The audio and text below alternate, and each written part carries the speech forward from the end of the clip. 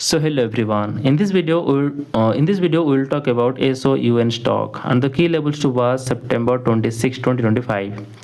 In previous trading session, the stock formed a bearish candle, small bearish candle.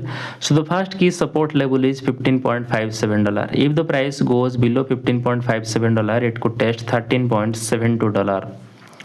The key resistance level is $19.30. If the price breaks above $19.30, it could test $22.87.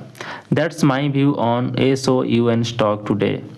If you found this helpful, please subscribe for more updates. This video is for education only, not financial advice.